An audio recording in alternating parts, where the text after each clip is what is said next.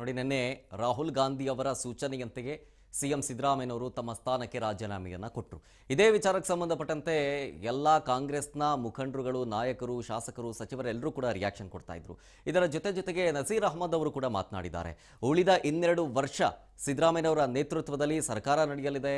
ಜೊತೆಗೆ ಈ ಬಗ್ಗೆ ಸಿದ್ದು ಅತ್ಯಾಪ್ತ ನಸೀರ್ ಅಹಮದ್ ಜೊತೆಗೆ ನಮ್ಮ ಅಸೋಸಿಯೇಟ್ ಎಡಿಟರ್ ಗೋವಿಂದ್ ಅವರು ಮಾತನಾಡಿಸಿದ್ದಾರೆ. ಏನೇನಂದ್ರೆ ಅವರು ಬನ್ನಿ ತೋರಿಸ್ತೀನಿ. ಮಂತ್ರಿ ಸ್ಥಾನಕ್ಕೆ ಸಿದ್ದರಾಮಯ್ಯ ರಾಜೀನಾಮೆ ಕೊಟ್ಟಿದ್ದಾರೆ. ಸಿದ್ದರಾಮಯ್ಯ ಅತ್ಯಾಪ್ತ ಬಳಗದಲ್ಲಿ ಗುರುತಿಸಿಕೊಂಡಂತವರು ನಸೀರ್ ಅಹಮದ್ ಅವರು. ಬನ್ನಿ, ಅವ್ರು ನಮ್ಮ ಜೊತೆ ಇದ್ದಾರೆ, ಮಾತನಾಡ್ಸೋಣ. ಸರ್, ಸಿದ್ದರಾಮಯ್ಯನೇ ರಾಜೀನಾಮೆ ಕೊಟ್ಟಿದ್ದಾರೆ, ರಾಜ್ಯಪಾಲರು ಈಗಾಗಲೇ ಅಂಗೀಕಾರ ಮಾಡಿದ್ದಾರೆ. ಸಿದ್ದರಾಮಯ್ಯ ನಾಯಕತ್ವ ಇಲ್ಲಿಗೆ ಎಂಡ್ ಆಗುತ್ತಾ, ಹೇಗೆ ಸರ್? ನಿನ್ನೆ ಪತ್ರಿಕಾಗೋಷ್ಠಿಯಲ್ಲಿ ನಮ್ಮ ನಾಯಕರಾದ ಸಿದ್ದರಾಮಯ್ಯನವರು ಘೋಷಣೆಯನ್ನು ಮಾಡಿದ್ದಾರೆ. ನಾನು ಸಕ್ರಿಯವಾಗಿ ರಾಜಕಾರಣದಲ್ಲಿ ಇರ್ತೀನಿ, ಆಕ್ಟಿವ್ ಪಾಲಿಟಿಕ್ಸಲ್ಲಿ ಇರ್ತೀನಿ, ರಾಷ್ಟ್ರದ ಮತ್ತು ರಾಜ್ಯದ ಕೌಮುವಾದಿ ಪಕ್ಷಗಳು ಅವ್ರ ಬಗ್ಗೆ ಹೋರಾಟವನ್ನು ಮಾಡ್ತೀನಿ, ರಾಷ್ಟ್ರದ ಸಂವಿಧಾನವನ್ನು ಎತ್ತಿ ಹಿಡಿದಲಿಕ್ಕೆ ನಾನು ಹೋರಾಟವನ್ನು ಮಾಡ್ತೀನಿ ಅಂಥೇಳಿ ಅವರೇ ಘೋಷಣೆಯನ್ನು ಮಾಡಿದ್ದಾರೆ. ಕೇವಲ ಸಿದ್ದರಾಮಯ್ಯನವರು ಒಂದು ಪಕ್ಷದ ನಾಯಕರಲ್ಲ, ಅವರು ಒಂದು ಸ್ಟೇಟ್ಸ್ಮ್ಯಾನು. ಇಡೀ ಸಮಾಜದಲ್ಲಿ ಪ್ರತಿಯೊಂದು ವರ್ಗದಲ್ಲೂ ಸಹ ಕೇವಲ ಅವರು ಅಹಿಂದ ನಾಯಕರು ಅಂತ ಹೇಳಿದ್ರೆ ತಪ್ಪಾಗ್ತದೆ. 7 ಕೋಟಿ ಜನನ ಸುಮಾರು 8 ವರ್ಷಗಳ ಕಾಲ ಪ್ರತಿನಿಧಿತ್ವ ಮಾಡಿರ್ತಕ್ಕಂಥ ಒಂದು ವ್ಯಕ್ತಿ. ಅಪಾರ ಒಂದು ಯಾವುದೇ ಕ್ಷೇತ್ರದಲ್ಲಿರ್ಬೋದು, ಆರ್ಥಿಕ ಕ್ಷೇತ್ರದಲ್ಲಿರ್ಬೋದು, ಒಂದು ಅಪಾರ ಒಂದು ಎಕ್ಸ್ಪೀರಿಯನ್ಸ್ ಪಡೆದಿರತಕ್ಕಂಥ ವ್ಯಕ್ತಿ. ಈ ರಾಜ್ಯಕ್ಕೆ ಅವರ ಸೇವೆ ಭಾರಿ ಅಗತ್ಯ ಇದೆ.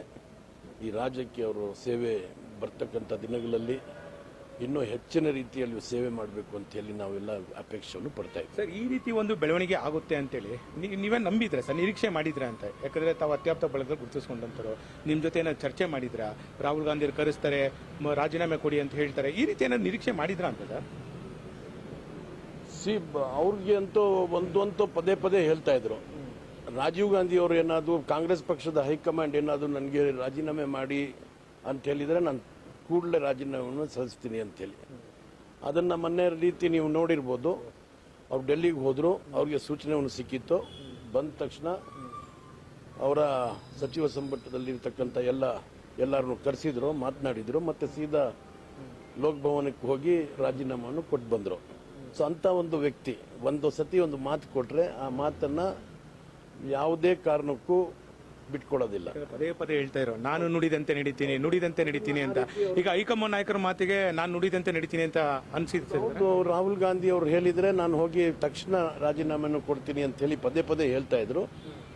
ಮೊನ್ನೆ ಡೆಲ್ಲಿಗೆ ಹೋದಾಗ ರಾಜೀವ್ ಗಾಂಧಿ ಅವರು, ಹೌದು ನೀವು ಸುಮಾರು ನಿಮ್ಮ ಜೊತೆಯಲ್ಲಿ ಏನೋ ಒಂದು ಒಪ್ಪಂದ ಆಗಿದೆ, ಅದನ್ನು ತಾವು ಗೌರವಿಸಬೇಕು ಅಂತ ಹೇಳಿ ನಾನು ಭಾವನೆಯನ್ನು ಮಾಡ್ತೀನಿ ಅಂದಾಗ, ಹೌದು ಸರ್ ನೀವು ಎಸ್ ಅಂದರೆ ನಾನು ಹೋಗಿ ರಾಜೀನಾಮೆ ಕೊಡ್ತೀನಿ ಅಂತೇಳಿ ಅವ್ರ ಕರ್ತವ್ಯವನ್ನು ಮಾಡಿದ್ದಾರೆ.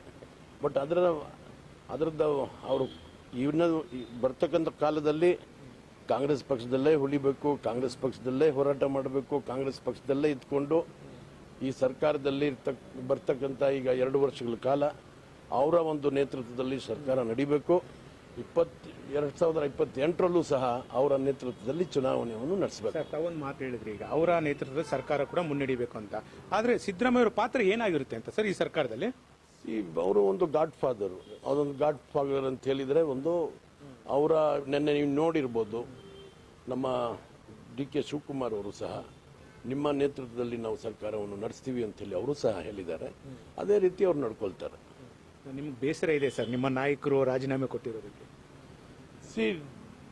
ನಿಜವಾಗ್ಲೂ ನಮಗೆ ಕೇವಲ ವ್ಯಕ್ತಿತ್ವವಾಗಿ ನನಗೆ ಬೇಸರ ಅಂತ ಹೇಳೋದಕ್ಕೆ ಇಚ್ಛೆ ಪಡೋದಿಲ್ಲ.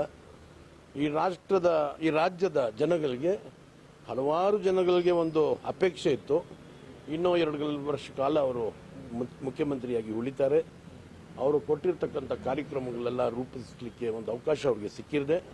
ಅವರು ಪ್ರಣಾಳಿಕೆಯಲ್ಲಿ ಕೊಟ್ಟಿರ್ತಕ್ಕಂಥ ಭರವಸೆಗಳನ್ನು ಸಹ ಎಲ್ಲ ಈಡೇರಿಸ್ತಾರೆ ಅಂತ ಹೇಳ್ಬಿಟ್ಟು ಒಂದು ನಂಬಿಕೆ ಇತ್ತು.